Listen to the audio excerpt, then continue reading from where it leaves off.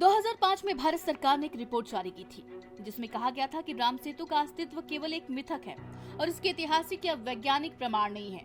GSI यानी कि भारतीय भूवैज्ञानिक सर्वेक्षण ने भी राम सेतु को प्राकृतिक भू रचना मानते हुए इसे मानव निर्मित सेतु के रूप में नकारा है। कुछ नेताओं ने भी इसके अस्तित्व पर संदेह जताया है, पर सैटेलाइट इमेजरी, पुरातात्विक अध्ययन और इतिहास, गहरे समुद्र में शोध और स्थानीय दृष्टिकोण ये मानते हैं कि यह वही स्थान है जहां भगवान राम ने राक्षसों से युद्ध करने के लिए अपनी सेना के साथ सेतु का निर्माण किया था। हालांकि वैज्ञानिक और ऐतिहासिक समुदाय में इस बारे में कोई एकमत राय नहीं है।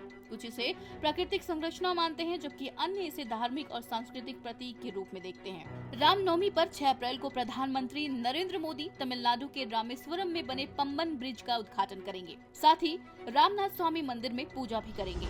पीएम मोदी अयोध्या के बाद तमिलनाडु में भगवान राम से जुड़े तीर्थों को नया स्वरूप देने जा रहे हैं। दरअसल पीएम मोदी तमिलनाडु में उस जगह से देशवासियों को एक खूबसूरत ब्रिज की सौगात देने जा रहे हैं जहां कभी प्रभु राम के चरण पड़े थे। जी हाँ, रामेश्वरम का पंबन ब्रिज जिस समुद्री क्षेत्र के ऊपर बना है वो वही स्थान माना जाता है जहां से भगवान राम ने लंका जाने के लिए राम सेतु का निर्माण करवाया था। इसकी खूबसूरती की बात करें तो इसे देखकर आप भी मोहित हो जाएंगे क्योंकि पंबन ब्रिज समुद्र पर बना हुआ है और यह रामेश्वरम को भारत की मुख्य भूमि यानी कि मंडपम से जोड़ेगा।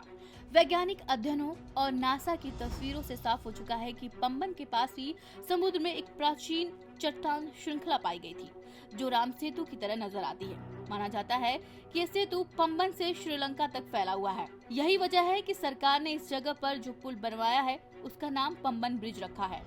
चलिए इस ब्रिज की खासियत के बारे में जानते हैं।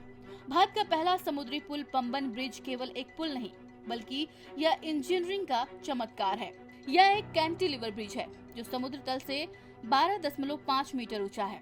इस पुल की एक खास बात यह है कि इसे बीच से खोला जा सकता है ताकि समुद्री जहाज आसानी से गुजर सके। इसे डबल लीफ बेस्क्यूल ब्रिज कहा जाता है। यह पुल 2.5 किलोमीटर से ज्यादा लंबा है और इसे रेल विकास निगम लिमिटेड ने 535 करोड़ रुपए की लागत से बनाया है। पुल के 2 पत्ते लगभग 415 टन वजन के होते हैं। इस ब्रिज में 143 खंभे लगे हैं जो किसी भी समुद्री तूफान के वक्त इसे मजबूती से खड़ा रखेंगे। इस ब्रिज का निर्माण 113 साल पहले शुरू हुआ था।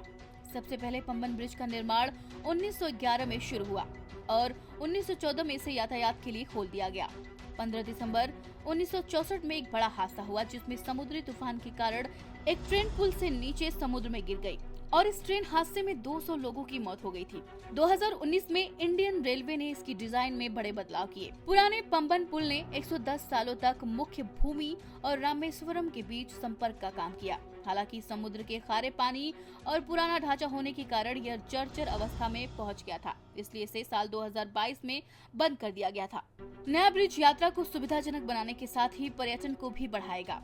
इससे स्थानीय अर्थव्यवस्था को बड़ा लाभ होगा। यह देश का पहला वर्टिकल सी ब्रिज होगा जिससे रामेश्वरम की रेल कनेक्टिविटी बेहतर होगी।